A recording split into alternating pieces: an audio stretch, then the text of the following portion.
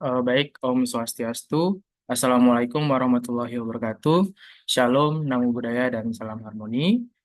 Perkenalkan, nama saya Ahmad Firdaus Rafil Muiz dengan nomor NIM 22140910117 dari Prodi Pendidikan Sosiologi dari Rombel 30 mata kuliah Teknologi Baru dalam Pengajaran dan Pembelajaran.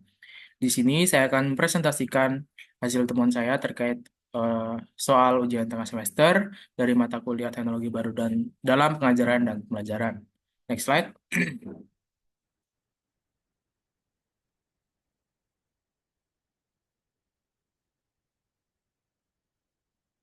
Untuk yang soal yang pertama yaitu pandemi COVID-19 telah mempercepat penggunaan perangkat teknologi digital dalam proses pendidikan. Menurut Anda, bagaimana dampak teknologi baru terhadap sekolah, belajar, dan pembelajaran?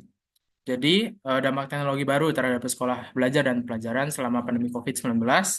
Yang pertama yaitu munculnya pembelajaran daring, dan di mana dampak teknologi baru terhadap sekolah, belajar, dan pembelajaran selama pandemi COVID-19 sangat signifikan.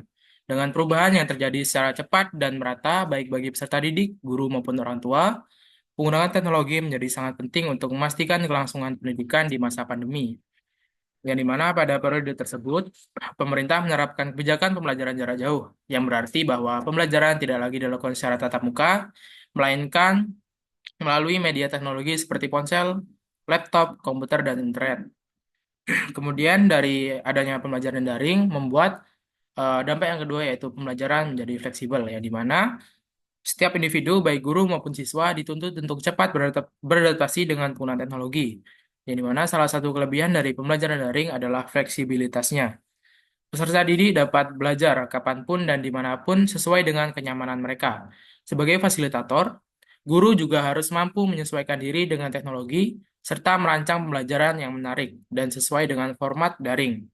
Guru memiliki kebebasan untuk merancang materi dan metode pembelajaran yang inovatif di ruang kelas maya. Kemudian dari kedua hal tersebut muncul dampak-dampak yang lain yaitu munculnya metode pembelajaran baru, yang dimana karena kebijakan pembelajaran jarak jauh, guru dan tenaga pendidik harus mencari solusi untuk menciptakan metode pembelajaran berbasis teknologi.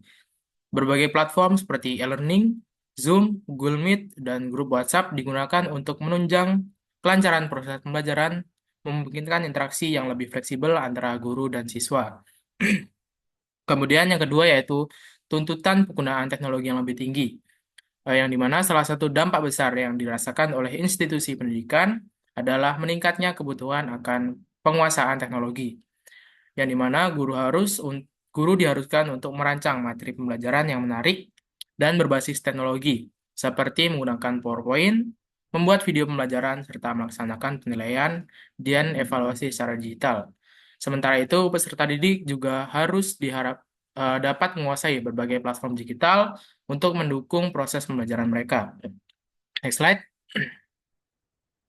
Untuk soal yang kedua yaitu teknologi juga telah membawa perubahan mendasar dalam dunia kerja. Coba Anda jelaskan perubahan apa saja yang terjadi dalam dunia kerja dan bagaimana cara Anda untuk mempersiapkan diri menghadapi perubahan tersebut. Jadi, perubahan dalam dunia kerja yang saya rasakan yang pertama yaitu digitalisasi menggantikan cara tradisional, yang dimana perkembangan teknologi yang pesat dan cepat telah membawa dampak signifikan dalam berbagai aspek kehidupan, termasuk dalam dunia kerja, yang dimana teknologi kini memberi kemudahan, kepraktisan, dan efisiensi dalam setiap lini kegiatan manusia, baik itu dalam hal pekerjaan, pendidikan, maupun penggunaan peralatan sehari-hari. Dulu, dunia kerja sangat bergantung pada cara-cara tradisional, misalnya dalam pekerjaan perkantoran, orang-orang masih menggunakan mesin ketik atau menulis manual dengan tangan untuk mencatat berbagai informasi penting. Namun, pada saat ini, hampir seluruh aktivitas tersebut telah digantikan oleh komputer dan perangkat teknologi lainnya yang lebih canggih dan mudah dioperasikan. Begitu juga dalam hal akses informasi yang dulu mengandalkan media cetak seperti koran dan majalah, kini bisa diakses dengan mudah melalui internet di perangkat yang ada di tangan kita. Kemudian untuk perubahan dalam dunia kerja yang kedua yaitu peralihan ke platform digital dan e-commerce, yang dimana perubahan dalam dunia kerja mendorong perusahaan-perusahaan untuk beradaptasi dengan cepat agar tidak tertinggal oleh perkembangan zaman. Dunia bisnis juga telah mengalami transformasi, yang dimana dahulu untuk membeli barang atau jasa, kita harus pergi ke toko atau pasar. Sekarang dengan adanya platform belanja online yang didukung teknologi, kita bisa membeli apa saja tanpa harus meninggalkan rumah. Jadi, melihat perubahan-perubahan besar tersebut, kita sebagai individu, khususnya saya sendiri, harus mempersiapkan diri untuk menghadapi perubahan. Jadi, ada pun beberapa langkah yang saya lakukan untuk menghadapi perkembangan teknologi dalam dunia kerja adalah yang pertama yaitu terus beradaptasi dengan perkembangan teknologi, yang dimana agar tidak tertinggal, saya berusaha untuk terus memperbarui pengetahuan saya tentang teknologi yang sedang berkembang, sehingga saya bisa mengikuti tren dan memanfaatkan teknologi yang ada. Seperti halnya saya terus mengembangkan pengetahuan saya terkait teknologi, baik itu melalui YouTube ataupun Instagram, dan melalui media sosial lainnya. Kemudian yang kedua yaitu mengoptimalkan penggunaan teknologi, yang dimana saya berusaha memanfaatkan teknologi untuk menyelesaikan pekerjaan dengan lebih efisien, yang dimana penggunaan teknologi yang tepat dapat meningkatkan produktivitas dan mempermudah berbagai aktivitas pekerjaan. Seperti halnya ketika saya mengerjakan tugas kuliah, saya sering memanfaatkan teknologi seperti halnya Canva dan juga AI untuk membantu pekerjaan saya. Kemudian yang ketiga yaitu penggunaan teknologi dengan bijak, yang dimana saya juga berusaha bijaksana dalam menggunakan teknologi, yang dimana penggunaan teknologi yang berlebihan atau tidak terkontrol bisa menimbulkan dampak negatif, sehingga penting bagi saya untuk tetap menjaga keseimbangan dalam penggunaannya. Seperti halnya ketika saya menggunakan AI dalam mengerjakan tugas, saya juga selalu melakukan cross check apakah jawaban yang diberikan itu benar atau tidak, dan juga saya biasanya mengerjakan melalui jurnal-jurnal yang terpercaya seperti di Google Scholar untuk mengasah keterampilan berpikir kritis saya. Kemudian, next slide. Pertanyaan ketiga yaitu menghadapi tantangan kehidupan di abad 21 diperlukan keterampilan atau skill yang penting Anda miliki. Jelaskan keterampilan apa saja dan bagaimana usaha Anda untuk menguasai keterampilan atau skill tersebut. Yang dimana pada abad 21 ini adalah era perubahan yang semakin modern, di mana hampir seluruh aspek kehidupan bersinggungan dengan teknologi. Oleh karena itu, setiap individu yang hidup di abad ini perlu menguasai keterampilan-keterampilan untuk mendukung kelangsungan hidup dan menghadapi tantangan zaman. Adapun keterampilan yang menurut saya paling dibutuhkan yaitu yang pertama yaitu penguasaan teknologi informasi dan komunikasi, yang dimana menguasai teknologi informasi dan komunikasi, baik media cetak, audio maupun visual, merupakan keterampilan yang harus dimiliki di abad 21 ini, yang dimana teknologi sudah menjadi bagian yang tidak terpisahkan dari kehidupan kita, termasuk dalam pekerjaan. Oleh karena itu, kemampuan untuk menggunakan perangkat teknologi seperti laptop dan internet sangat penting. Jika saya tidak dapat mengoperasikan perangkat tersebut, saya akan kesulitan dalam mencari pekerjaan, mengingat banyak aspek pekerjaan yang membutuhkan penguasaan teknologi untuk meningkatkan efisiensi. Bahkan di bangku perkuliahan pun sudah mahasiswa dituntut untuk melek teknologi untuk mengerjakan tugas-tugas yang diberikan oleh dosen. Kemudian yang kedua yaitu keterampilan berpikir kritis, menalar, dan berinovasi. Yang dimana keterampilan berpikir kritis dan terstruktur, memecahkan masalah, serta berinovasi sangat penting di abad 21, yang dimana dalam kehidupan sehari-hari, saya sering dihadapkan pada tantangan dan masalah yang memerlukan pemikiran jernih dan solusi yang tepat. Berpikir kritis memungkinkan saya untuk menyelesaikan masalah secara logis dan membuat keputusan yang bijak, baik untuk diri sendiri maupun orang lain. Baik, keterampilan ini juga membantu saya untuk berinovasi, mencari solusi kreatif dalam berbagai situasi, dan meminimalkan dampak negatif dari setiap keputusan yang diambil. Kemudian yang ketiga yaitu kepribadian dan produktivitas. Soft skills seperti kemampuan beradaptasi, sikap yang sesuai dengan aturan, dan keterampilan dalam berinteraksi sosial sangat penting dalam menghadapi tantangan abad ke-21. Saya perlu mengembangkan kepribadian yang fleksibel dan mampu menyesuaikan diri dengan perubahan yang cepat, di mana kepribadian yang mampu beradaptasi akan membantu saya untuk tetap produktif meskipun terjadi perubahan-perubahan yang tidak terduga. Kemudian adapun usaha saya untuk menguasai keterampilan-keterampilan tersebut, yaitu yang pertama, memperkaya kemampuan diri, yang dimana saya berusaha untuk terus memperkaya pengetahuan dan mengembangkan keterampilan khusus yang dapat menunjang karir dan kehidupan saya di masa depan. Kemudian yang kedua yaitu mengasah kemampuan teknologi informasi, yang dimana saya terus berlatih dan meningkatkan kemampuan dalam menguasai berbagai perangkat teknologi dan platform digital yang relevan untuk pekerjaan saya dan untuk bangku perkuliahan saya. Kemudian yang ketiga yaitu melakukan adaptasi terhadap perubahan zaman, yang dimana saya berusaha untuk selalu mengikuti perkembangan zaman dan beradaptasi dengan perubahan yang terjadi, baik dalam hal teknologi maupun sosial dan budaya. Next slide. Yaitu proses adopsi terhadap teknologi diperlukan adanya tahapan. Coba Anda jelaskan tahap adopsi dan penggunaan TIK, dan menurut Anda apakah tahap proses adopsi teknologi di Indonesia sudah tepat? Kemudian tahap adopsi dan penggunaan teknologi informasi dan komunikasi TIK dibagi menjadi 4, yaitu yang pertama ada emerging atau perkenalan, yang dimana pada tahap ini teknologi mulai diperkenalkan kepada pengguna. Misalnya di sekolah-sekolah, komputer mulai diperkenalkan untuk membantu guru dan tenaga administrasi dalam menyelesaikan pekerjaan administratif yang sebelumnya dilakukan secara manual dengan mesin ketik. Guru-guru mulai belajar mengoperasikan perangkat tersebut dan merasakan kemudahan yang ditawarkannya jika dibandingkan dengan teknologi lama.